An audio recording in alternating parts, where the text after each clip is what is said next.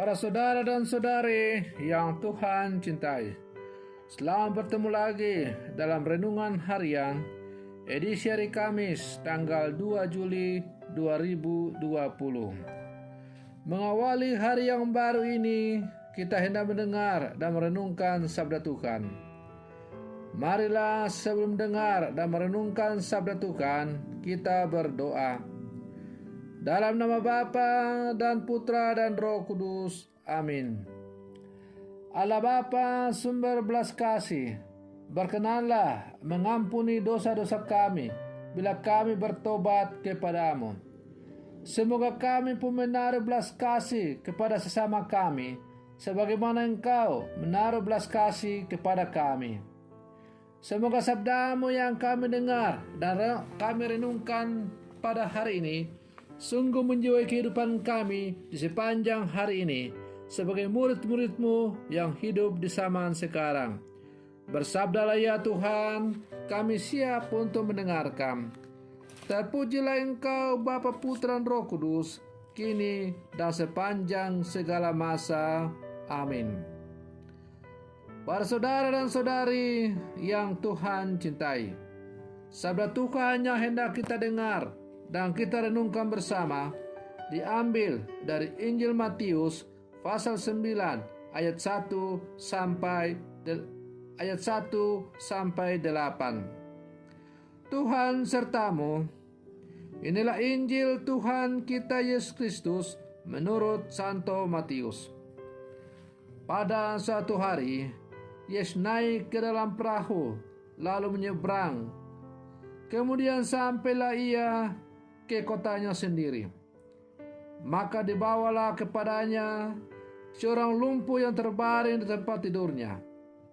Ketika Yesus melihat iman mereka, berkatalah ia kepada si lumpuh, "Percayalah anakku, dosamu sudah diampuni." Maka berkatalah beberapa ahli Taurat dalam hatinya, ia menghujat Allah. Tetapi Yesus mengetahui pikiran mereka lalu berkata, "Mengapa kalian memikirkan hal-hal yang jahat dalam hatimu? Manakah yang lebih mudah mengatakan, dosamu sudah diampuni, atau mengatakan, bangunlah dan berjalanlah?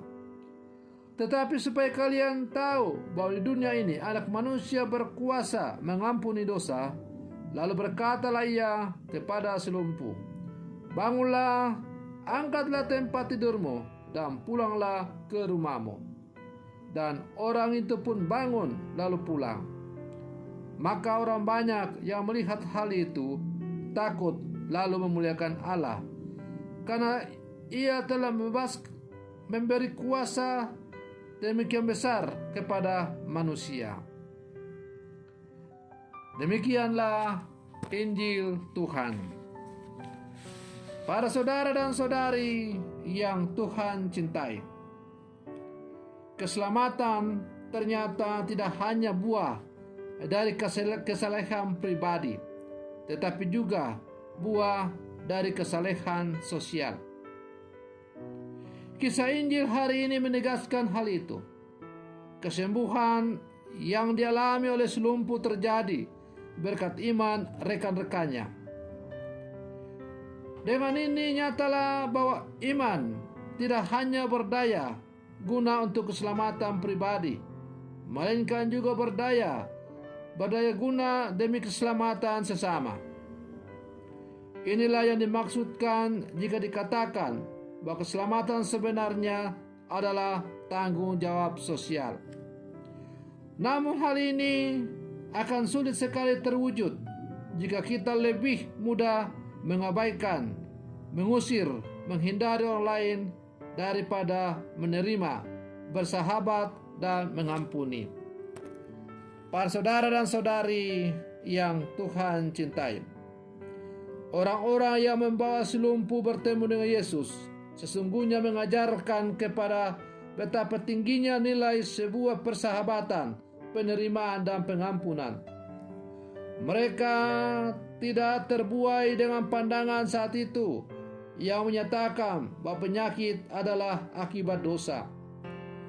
Mereka lebih fokus pada kesembuhan daripada berpikir mengenai dosa si lumpuh. Demikian halnya dengan Yesus. Dia meneguhkan apa yang orang-orang itu lakukan. Injil mencatat, ketika ia melihat iman mereka, berkatalah ia kepada si lumpuh, dosamu sudah diampuni. Artinya, Yesus mengatakan bahwa pandangan orang-orang Yahudi yang mengatakan bahwa penyakit itu adalah akibat daripada dosa, atau penyakit itu diakibatkan oleh dosa, telah dipatahkan oleh Yesus dengan mengatakan dosamu sudah diampuni. Artinya bahwa beban yang diberikan oleh orang-orang Yahudi kepada orang-orang sakit sehingga mereka semakin menderita, kini dibebaskan oleh Yesus. Dengan mengatakan dosamu sudah diampuni, maka Yesus melepaskan salah satu beban sosial yang diderita akibat pandangan masyarakat tentang dosa itu. Para saudara dan saudari yang Tuhan cintai, dalam kehidupan kita sehari-hari, kita juga mungkin terkadang memiliki pandangan seperti itu. Kalau ada orang yang menderita sakit tertentu, kita mengatakan bahwa orang itu telah dikutuk Tuhan, maka kita menghindari. Padahal justru orang-orang yang menderita sakit itulah yang harus kita sapa, kita datangi.